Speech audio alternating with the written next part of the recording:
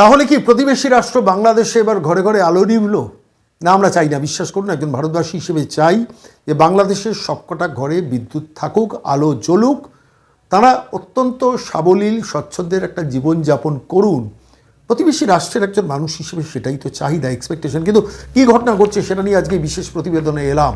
সেটা যে বাংলাদেশে আদানি পাওয়ার, আপনারা জানেন আদানি, আর তার ঝাড়খণ্ডের গোড্ডা, যেখানে আদানি ইলেকট্রিক মানে তাদের পাওয়ার প্ল্যান্ট আছে, সেখানকার 100% বিদ্যুৎ বাংলাদেশে তারা রফতানি করে এবং তার বিনিময়ে বাংলাদেশের সেই সরকার তাদের টাকা দেয় এবং আদানিকে টাকা দেয়। সেই টাকাতে প্রচুর পরিমাণ ডিউজ হয়ে গেছে এবং সেই সংখ্যাটা আমি দেখছিলাম যে সব মিলিয়ে ইনক্লুডিং এয়ারলাইন্স প্রায় 200 কোটি টাকা ডিউ। ফলে এই 200 কোটি টাকা আদানি যদি না পায় তাহলে তো আদানি বিদ্যুৎ বন্ধ করে দেবে এবং বিদ্যুৎ বন্ধ করে দিলে বাংলাদেশে ইলেকট্রিসিটি ঘরে ঘরে ক্রাইসিস হবে। সরকার সেটা কীভাবে মোকাবিলা করবে? যদিও আদানির তরফ থেকে বলা হয়েছে যে এই মুহূর্তে দাঁড়িয়ে শুধুমাত্র বিদ্যুতের জন্য 800 মিলিয়ন আনপেড ডিউজ রয়েছে, তা সত্ত্বেও আমরা কিন্তু বিদ্যুৎ সাপ্লাই অব্যাহত রাখবো, আমরা এক্ষুনি বন্ধ করব না। কিন্তু এই এখনই বন্ধ করব নার মধ্যেই লুকিয়ে রয়েছে উত্তর। আমি সেই উত্তরটা কার কাছ থেকে পেয়েছি? বাংলাদেশের যিনি নিউলি অ্যাপয়েন্টেড গভর্নর, বাংলাদেশ ব্যাংকের যিনি সদ্য নিযুক্ত গভর্নর, তার নাম হচ্ছে আহসান এইচ মনসুর। এই ভদ্রলোক বলেছেন, মানে তার কথাটা আমি একটু কোট করে আপনাদের শোনাই।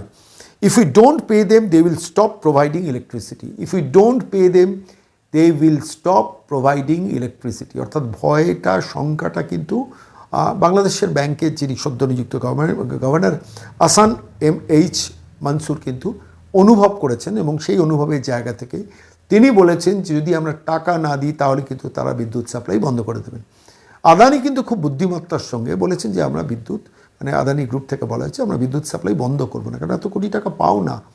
স্বাভাবিকভাবে তারা সেটা রিকভার করতে চাইবে, কারণ তা না তো সে টাকাটা চিরকালীন বাজেয়াপ্ত হয়ে যাবে, বন্ধ হয়ে যাবে। এদিকে ভারত সরকার শক্তি মন্ত্রক একটা সিদ্ধান্ত নিয়েছে, আদানি যদি কোনো কারণে বাংলাদেশে বিদ্যুৎ সাপ্লাই না করতে পারে তাহলে সেক্ষেত্রে সেই বিদ্যুৎ রাজ্যের, ভারতবর্ষের মধ্যে বিভিন্ন প্রজেক্টকে তারা বিদ্যুৎ বিক্রি করতে পারবে। এখন স্বাভাবিকভাবে আদানির সেই সাপোর্টটা থাকছে, কিন্তু সাপোর্ট থাকলে কী হবে? আদানি তা সত্ত্বেও বলেছে বাংলাদেশে আমরা 100% বিদ্যুৎ এখনও পর্যন্ত সাপ্লাই করব। কিন্তু কতদিন পারবেন যদি টাকা না দেয় বাংলাদেশের আর্থিক অবস্থা কিন্তু ইতিমধ্যে খুব খারাপ হয়েছে। এর পাশাপাশি আরও দুটি সংস্থা, এনটিপিসি এবং পিটিসি, এরা এই দুটি সংস্থা কিন্তু বাংলাদেশে বিদ্যুৎ সাপ্লাই করে। সেই বিদ্যুৎ সাপ্লাই কিন্তু এখনও অব্যাহত রয়েছে। তারা কত টাকার দেনা আছে, কত টাকা বাংলাদেশের কাছ থেকে পায়, আমরা সত্যি কথা বলতে সেটা জানি না, ফলে তো সেটা নিয়ে কোনো মন্তব্য করা যায় না। কিন্তু আদানির কাছে প্রায় 200 কোটি টাকা ইনক্লুডিং এয়ারলাইন্স বলছে, এবং শুধু বিদ্যুৎ ক্ষেত্রেই 800 মিলিয়ন আনপেড ডিউজ রয়েছে। ঠিক এই পরিস্থিতিতে, মানে আমি বলছিলাম 1600 মেগাওয়াট প্ল্যান্ট যেটা ঝাড়খণ্ডে আছে এবং 100% বিদ্যুৎই চুক্তি হয়েছিল বাংলাদেশের সঙ্গে আদানিদের, যে আদানি পাওয়ার প্রজেক্ট এবং আদানি পাওয়ার ঝাড়খণ্ড এবং বাংলাদেশ পাওয়ার ডেভেলপমেন্ট বোর্ডের মধ্যে, যাকে বিপিডিবি বলে, তাদের মধ্যে যে চুক্তি হয়েছিল যে 100% বিদ্যুৎ ঝাড়খণ্ডের গোড্ডা থেকে সরাসরি বাংলাদেশে যাবে এবং সেটা বাংলাদেশে যাচ্ছে। বাংলাদেশ সরকার তার, শেখ হাসিনা থাকার সময় বাংলাদেশ সরকার তার পেমেন্টও ঠিকঠাক মতো করছে, কিছু এরিয়া থাকতো কিন্তু পেমেন্টটা করতেন, ফলে তো বিদ্যুৎও অব্যাহত ছিল। এখন যদি বাংলাদেশ সরকার বিদ্যুৎ না দেয়, এখনও আদানি বলছে যে আমরা বিদ্যুৎ সাপ্লাই বন্ধ করবো না, কিন্তু একটা সময় কিন্তু আদানিতে ভাবতে হবে যে বিনা পয়সা কতদিন আমরা বিদ্যুৎটা দেবো। ঠিক এই জায়গা দাঁড়িয়ে এবং আদানির এই ঝাড়খণ্ডের গোড্ডার যে পাওয়ার প্ল্যান্ট প্রজেক্ট, এখানে আদানি কয়লা আনে সুদূর অস্ট্রেলিয়া থেকে, তার মানে এটা খরচ আছে। ফলে স্বাভাবিকভাবে চ্যারিটি কতদিন বাংলাদেশের জন্য করবে? এখন বাংলাদেশে যারা স্লোগান তুলছিলেন, ভারত যাদের মামার বাড়ি দেশ ছাড়ো তাড়াতাড়ি, ভারত যাদের মামার বাড়ি দেশ ছাড়ো তাড়াতাড়ি, এবার তারা নয় তো দেশ ছাড়বে, কিন্তু প্রশ্নটা অন্য জায়গায়। দেশ ছাড়ার পরিস্থিতি তৈরি হলে আদানি কি বিনা পয়সায় বিদ্যুৎ বছরের পর বছর দিয়ে যাবে? তাদেরও ভাবতে হবে। দুটো দেশের রাষ্ট্রের মধ্যে, রাষ্ট্রের নাগরিকদের মধ্যে একটা সুসম্পর্ক দরকার। আমরা বলছি প্রতিবেশী নাগরিকরা তারা স্বচ্ছন্দের জীবনযাপন করুন, দেশ থাকবে, রাষ্ট্র থাকবে, ধর্ম থাকবে, সব কিছু থাকবে, কিন্তু একটা পারস্পরিক প্রতিবেশী রাষ্ট্র সম্বন্ধে এই সৌহার্দ্যের সম্পর্ক যদি না থাকে, ভবিষ্যতে অনেক সমস্যা তৈরি হবে এবং সেই সমস্যাটা বেশিটাই বাংলাদেশের তৈরি হবে, কারণ বাংলাদেশকে তখন চীন, আমেরিকা ব্যবহার করতে শুরু করবে।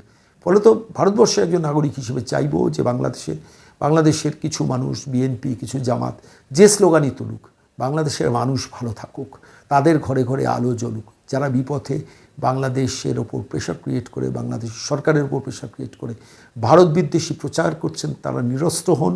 তখন দুটি দেশ পারস্পরিক সৌহার্দ্য না থাকলে তাদের অনেক কিছু হয়। আমি বলছি 80% বাংলাদেশের ডিপেন্ডেন্স ভারতবর্ষের উপর, আর 20% ভারতবর্ষের বাংলাদেশের উপর। 80-20 হিসেবে আমি ইকোনমিক্সদের সঙ্গে কথা বলি, আমি এটা বলছি। ফলে বাংলাদেশ বিপদে অনেক বেশি পড়বে যদি ভারতবর্ষের সঙ্গে তারা সম্পর্কটা খারাপ করে। কিছু নাগরিক চেষ্টা করবে সরকারের উপর চাপ সৃষ্টি করার, কিন্তু সেই জায়গা থেকে সরকার কিন্তু ভাবতে হবে। আমি আজকে এই প্রতিবেদন শেষ করার আগে মোহাম্মদ ইউনূস, যিনি এখন এই অন্তর্বর্তীকালীন সরকারের প্রধান হয়েছেন, তিনি ইতিমধ্যে চেষ্টা করছেন যে গ্রস রিজার্ভ, বাংলাদেশের গ্রস রিজার্ভ এই মুহূর্তে $20.5 বিলিয়ন, 31শে জুলাই পর্যন্ত $20.5 বিলিয়ন তার রিজার্ভ রয়েছে। ইন্টারিম গভর্নমেন্ট তারা ইতিমধ্যে ইন্টারন্যাশনাল মনিটারি ফান্ড, আন্তর্জাতিক মনিটারি ফান্ডের কাছে ইতিমধ্যে $4.7 বিলিয়ন সাহায্য চেয়েছেন ইকোনমিক হার্ডশিপটাকে ওভারকাম করার জন্য। কারণ একটা দীর্ঘমেয়াদী আন্দোলন বা ক্ষণস্থায়ী যাই হোক যে আন্দোলন হয়েছে, সেই আন্দোলনের ফলে সে রাষ্ট্রে তো আর্থিক ক্ষতিটা সমূহ হয়েছে। ফলে ইন্টারন্যাশনাল মনিটারি ফান্ড কতটা টাকা দেবে তার উপর বাংলাদেশ সরকার কিন্তু নির্ভর করছে, এবং সেখান থেকেও আদানিকে টাকা দিতে হবে, তার মানে তো ঘরে ঘরে আলুগুলো নিভে যাবে। সেটা তো কখনো কাঙ্ক্ষিত নয়, বাংলাদেশ সরকারও চাইবে না, আদানিও চাইবে না, ভারত সরকারও চাইবে না। এটা বুঝতে হবে প্রত্যেকটা মানুষকে, যারা ভারত বিদ্বেষী স্লোগান বাংলাদেশের মধ্যে তুলছেন তাঁদেরও বুঝতে হবে যে ভারতের সঙ্গে একটা সুসম্পর্ক না থাকলে ঘরের আলোটা আর ঘরের পাখাটাও শেষ পর্যন্ত হয়তো বন্ধ হয়ে যেতে পারে। সেটা কি চাইবেন? আমার মনে হয় না চাওয়া উচিত। আমি যেমন বলছি, আবারও বলছি, ভারতবর্ষের একজন নাগরিক হিসেবে বলছি যে হাজার সংকট থাক, সমস্যা থাক, ভারত বিদ্বেষী স্লোগান হোক, স্লোগান চলে থাকুক না কেন, এবার সেগুলো বন্ধ হয়ে সামনের দিকে এগোনো দরকার। কারণ বাংলাদেশ ভারতবর্ষের সহযোগিতা ছাড়া কিন্তু বেশি দিন তার ইকোনমিটাকেও কন্টিনিউ করতে পারবে না। এটা তার একটা প্রকৃত উদাহরণ। বিদ্যুৎ যদি বন্ধ হয়ে যায়, শুধু ঘরের আলো পাখা বন্ধ হবে না, তার অন্যান্য ব্যবস্থা, তার ইলেকট্রিক ট্রেন আটকে যাবে, বন্ধ হবে, বিভিন্ন প্রজেক্ট আটকে যাবে। সেটা বাংলাদেশ সরকারও চাইবে না, আদানিও চাইবে না, ভারত সরকারও চাইবে না। ফলে এই সংকটের মুখে কিন্তু বাংলাদেশ প্রচুর টাকা, আমি আবারও বলছি, প্রায় 200 কোটি টাকা মিলে আসছে, রিপোর্ট পেয়েছি, এয়ারলাইন্স সহ দেনা রয়েছে, যে দেনা, এবং যথাযথভাবে বাংলাদেশ ব্যাংকের নবনিযুক্ত চেয়ারম্যান যথার্থই বলেছেন যে একটা দিন তো ওরা বন্ধ করে দেবেন যদি আমরা টাকা না দিতে পারি।